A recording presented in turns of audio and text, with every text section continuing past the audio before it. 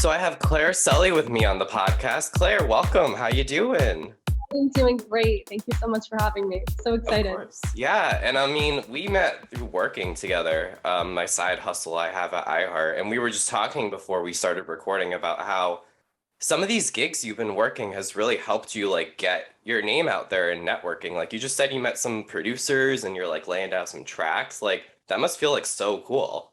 It does feel good. I've had a record put on hold for about a year now, and these tracks have been sitting in my files for so long, and now all of a sudden we get to work together, and okay, I'm getting tons of messages, as you could tell. And it's great because now we're working on this record, we're finishing it up, and I've met a lot of Berklee College of Music artists, and we're just ready to get to work and finish it. So I'm excited. Yeah, totally. So what has it been like? Because you, from what I remember us talking about before we got on this, was like you've kind of hopped around a little bit and you performed like, I think Vermont was a place you got a lot of gigs, and now you've done a little bit in Boston. You also have done Nashville. So like, where do you Yeah. think you've really kind of, I don't want to say like laid your head, but where do you think you've gotten the most exposure, or where do you think you've really linked up with the most producers, writers, things like that? Yeah, for sure. Well, so Vermont is where I just started out. It's where I started at 13 years old. And since then, I've kind of tried different areas. I live in a small town in Massachusetts called Walpole, Mhm. and we've held a ton of events. We've held parties, festivals, stuff like that. So I've definitely grown an audience in this town. Um, and then when I can, I like to travel to Nashville just because I feel like that's where I belong. For so long, I was trying to figure out the kind of artist that I was. I was bouncing a lot from pop to country, and it wasn't until I met with some music consultants, and they were like, "Claire, you gotta stick with one genre because you can't jump from one to the other." Right. And so I really sat down in that meeting one day and I was like, well, look, I love my roots are pop, but I also feel like country music is so storytelling. Hmm. And I'm all about sharing a story. So they were like, well, why don't you just do what Kelsey Ballerini does, who's like one of my idols. And she is exactly that, a mix of pop country. And so I really feel like my mindset, my soul, and everything just kind of fits in the Nashville lifestyle now because I'm a storyteller, and I think that's where it's shown the best. Right. Yeah. I was going to ask you, yeah, if you had a preference between, because I forget, did you start out doing more country stuff and then switch to pop, or was it the other way Well, around? the other way around. I started with a lot Right. of pop. You listen to a lot of stuff now, and you hear like that techno, electro house, and now all of a sudden it's switched. Hmm. And I'm 23 now, so I switched over to pop country when I was about 21. So for Okay. some reason, pop and yeah, and I So feel it's like this one's still, I was going to say, so it's still fairly new. Like you've only been doing country for not that long, but you think it's really helped with your sound and your songwriting? Like it fits your lane more? absolutely. I think that I could still story tell in pop, but there's just something about country, I come home and I'm like, I know what to write about, and it just feels more natural to write country for me now. So definitely.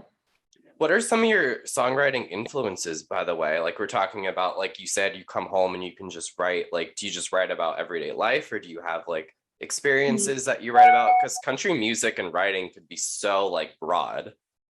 Very, very true. Yeah, well, so my idols are Dolly Parton. I love Kelsey Ballerini. My big goal one day is to maybe open up for her. That would be great. I just saw Maddie and Tay. Hmm. Um, But like I said, they're storytellers. They're not people that just sit in a room and they're like, okay, I want to write a song that you hear on the radio. So that really influenced me because I have a very diverse background. I'm very international. I grew up in Italy. I have family in Argentina.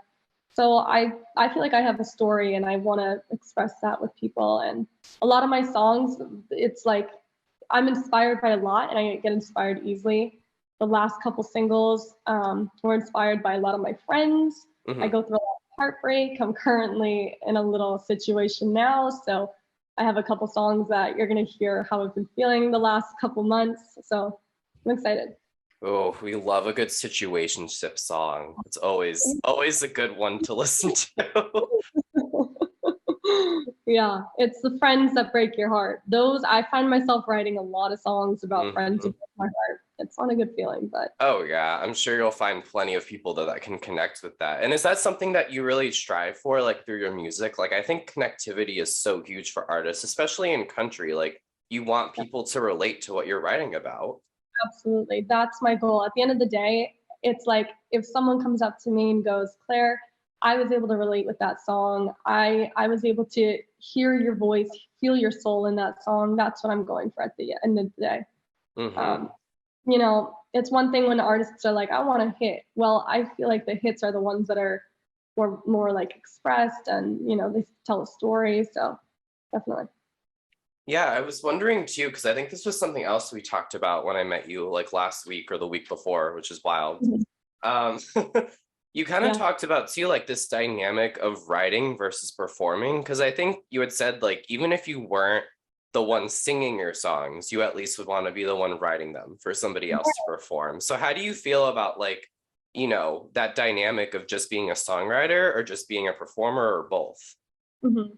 Yeah, performing is something I've done forever, but writing is also something that's just it's something that's so I'm so passionate about it, and you just see there's people that come up to me and they're like, your writing is so deep, you are a big writer. And so I took that to heart, and I was like, well, if the performing thing doesn't work out, I mean, I would love to write for other artists. I would love to help others become better songwriters. And and Nashville is a city where songwriting is huge, so Hmm.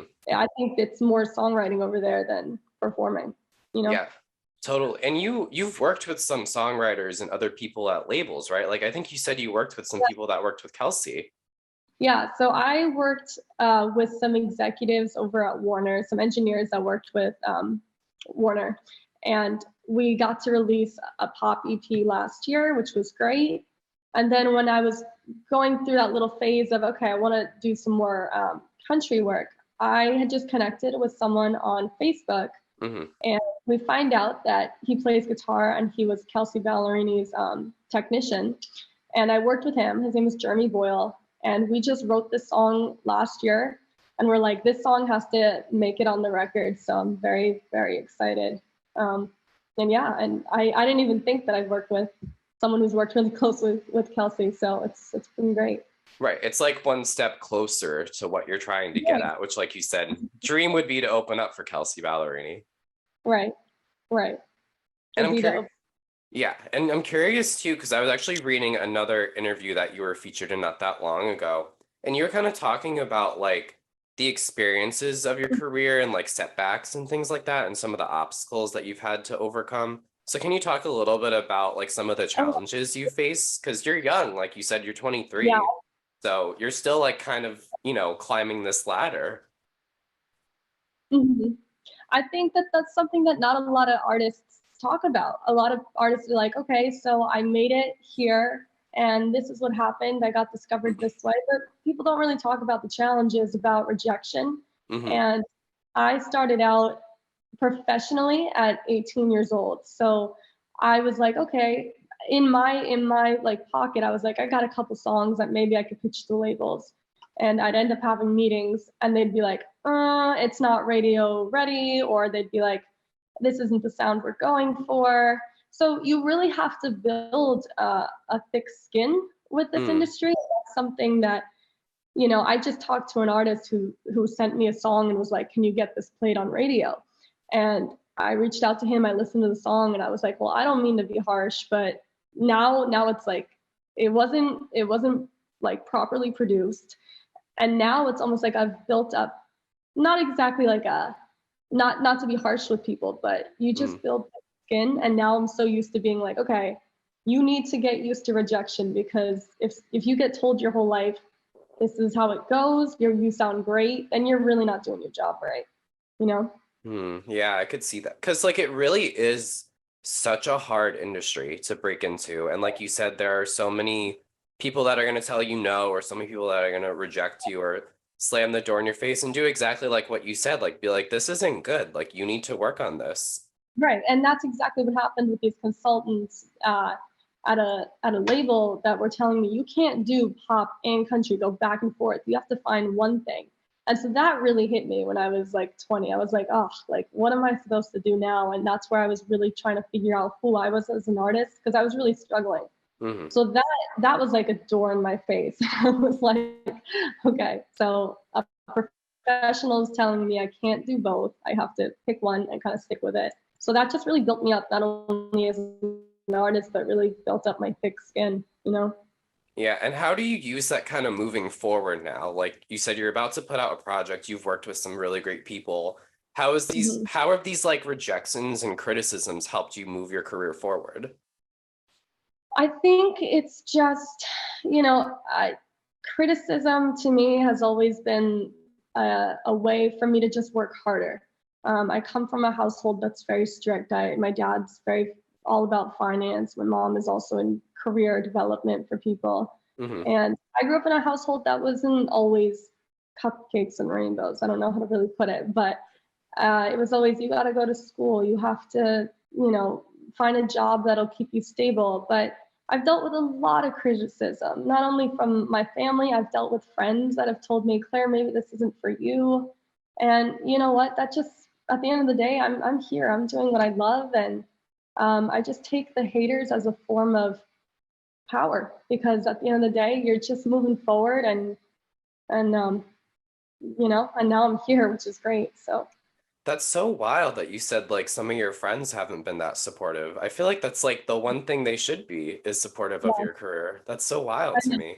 It's crazy to admit, but I do have some people, and I think it might be out of their own like their own little insecurities. But you know what? It's great. I'm really satisfied, and I didn't think that I'd get this far, so it's been great. Right, that's awesome. So I kind of want to talk a little bit more about this project that we're teasing because I think I saw you're putting it out very soon. Is that correct? Yes. So originally we were supposed to have it out yesterday, but I had a producer who was in the army too, so we just couldn't get that finished for the life of me. So when we had this event with Kiss 108, and I met this producer at Berkeley, I was like, "That's it. We need to do something because people are waiting for this record." So now we're thinking early October is when Okay. we'll have. The EP is called Let's Move South. It's got 7 tracks on it. And it kind of talks about just my journey as a country artist. It talks about love and heartbreak and, um, you know, the typical country messages, trucks, beers, boys. So, yeah, I'm very excited about it. And this is going to be your first like full country EP, right? It's my very first one, which makes it so incredible. I had released a couple country singles when I was like 18, 20, Hmm. and now to put out a full, you know, project as a country artist, I'm so excited, so Yeah. excited. Something Yeah. new, too, so Yeah. definitely.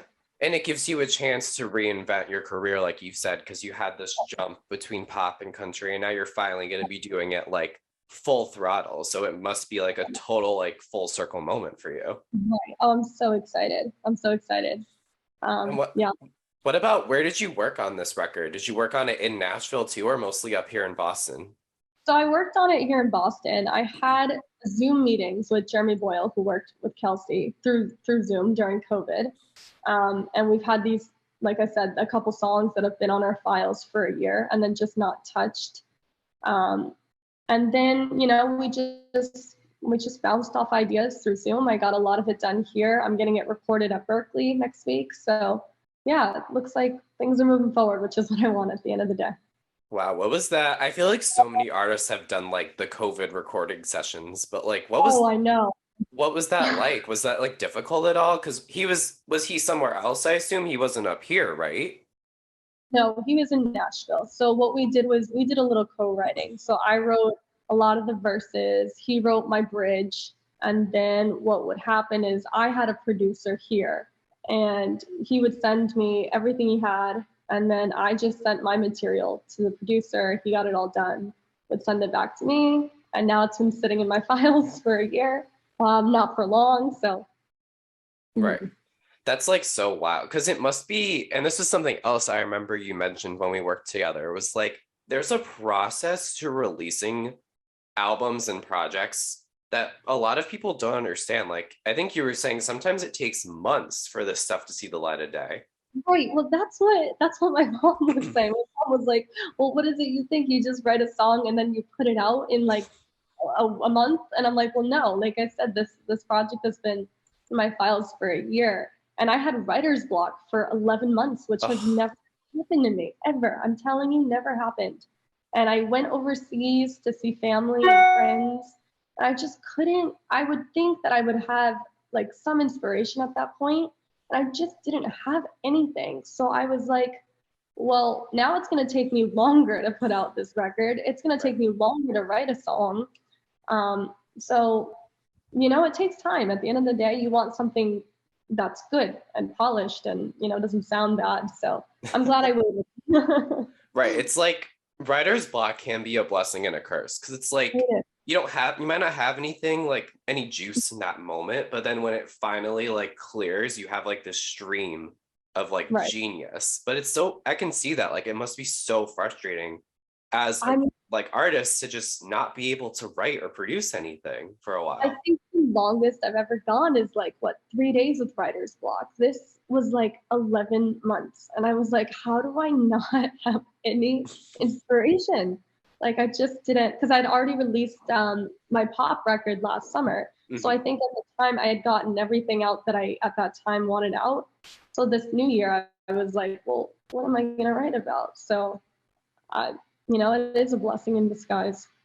Yeah. Well, how do you feel like you get inspired then when you're in that mindset where you're like just stuck and you feel like you have nothing else? Because you said you traveled. Did that like do anything or did this just kind of come back naturally? That's what I was thinking. My initial thought was, I'm going to go overseas with my family. I'm going to go to Europe and go back to my roots, meet my family, my friends, and then hopefully something will spark some inspiration.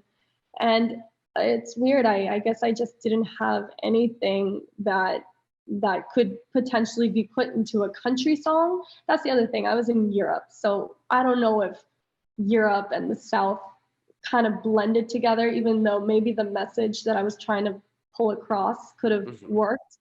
But I just don't think I was in the right environment to write a country song while I was in Europe. Mm. So, and then when I went through this fallout with a friend just like not even 2 weeks ago, all of a sudden now I'm like, well, now I know what to write about. Now I know how people can relate. So, yeah.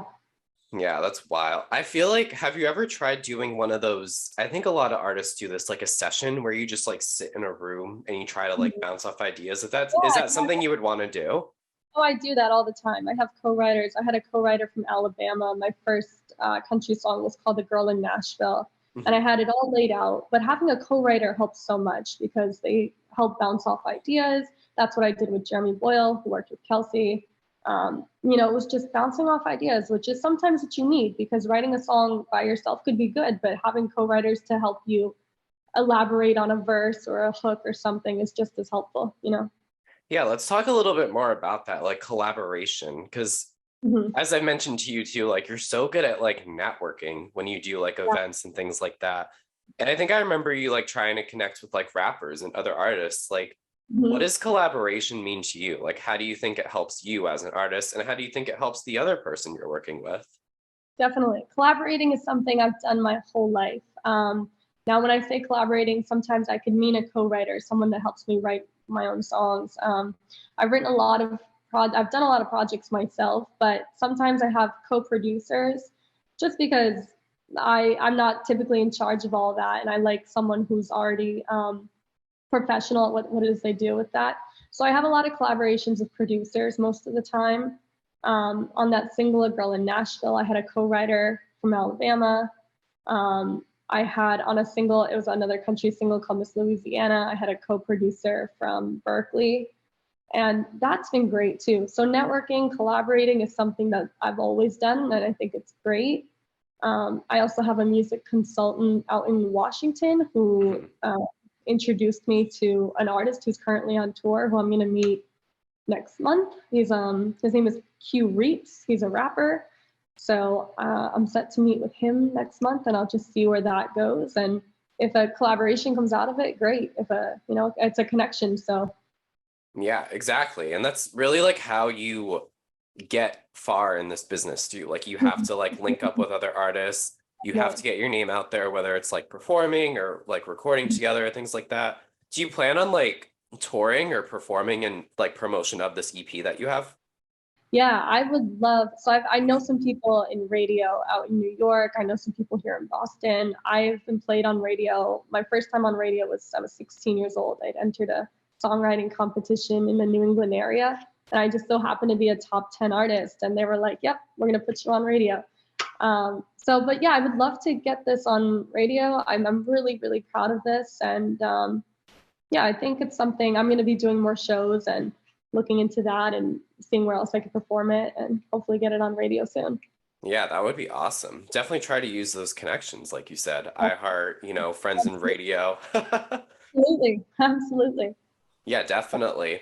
Where do you think you would want to like perform? Like, do you think you have like a bigger pull in the Boston area now because you're from here and you've kind of like stepped out a little bit, or do you see yourself kind of going back to Nashville at some point? I want to do both. I performed a lot of town events and I want to do more city stuff, more venue, like House of Blues kind of thing, just kind of where artists kind of start and then rise. And I think I've done enough of that in the small town that I'm from. But I think, Nashville would be great start too. They're at bars, they're open 24 hours. And I think that would just get a lot of exposure there. So I'd love to, I'm planning a trip to Nashville in a couple months. So I'd love to get out there and perform new songs. Oh yeah, that would be cool. And if I remember correctly, that's how you like started too. Like you did a lot of like open mics and playing in bars and stuff. So I did a you're probably like a pro at that stuff now. Yeah, the bars and stuff, very pro at that. Do you like those though? Like, do you think that kind of works with your music and like getting your name out there and connecting with people? In a way, I would say bars. I just think bars are a good place to start. But I think in terms of exposure and networking, I think festivals are Hmm. good places to be. Right, yeah. Um, you know, a little bigger, the audience is a little bit more towards what you want to do, or more bars, it's just people that come in to listen to live music and stuff. But Mm-hmm.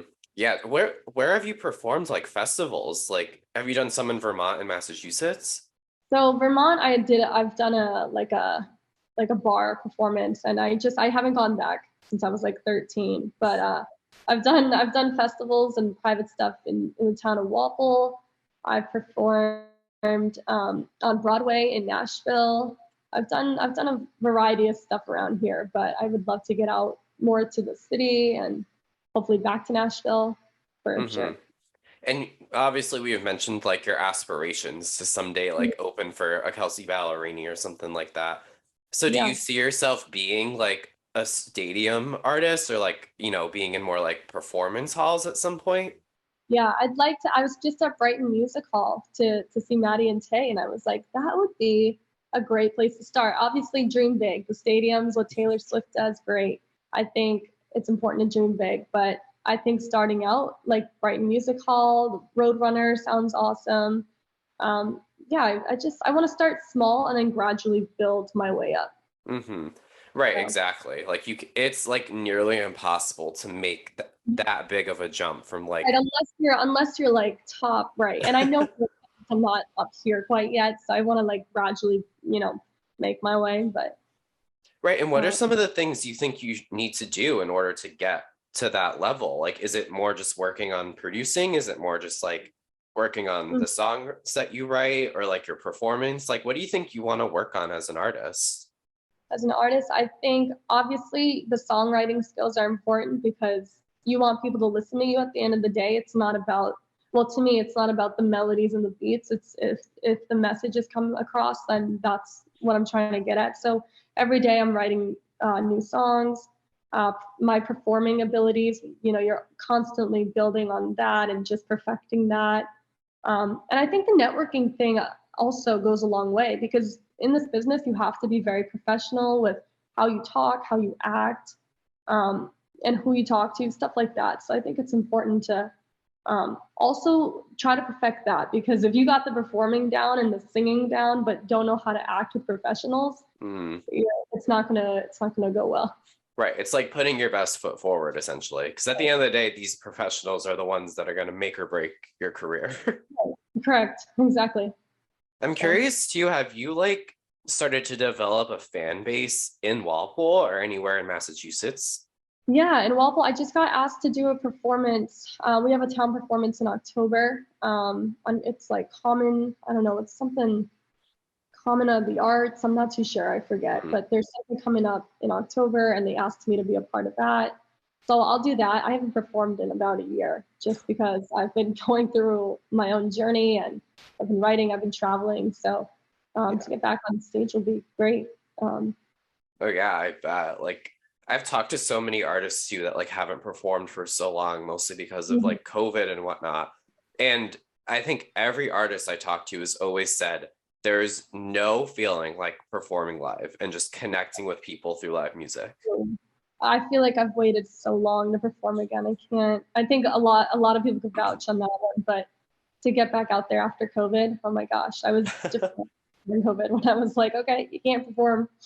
So Right. And especially for somebody like you who like you're really trying to work on your right, career and you're up and coming, like performing is really where you get your name out there and you can also make money doing it. Like a yeah, lot of artists were cut off from that for so long.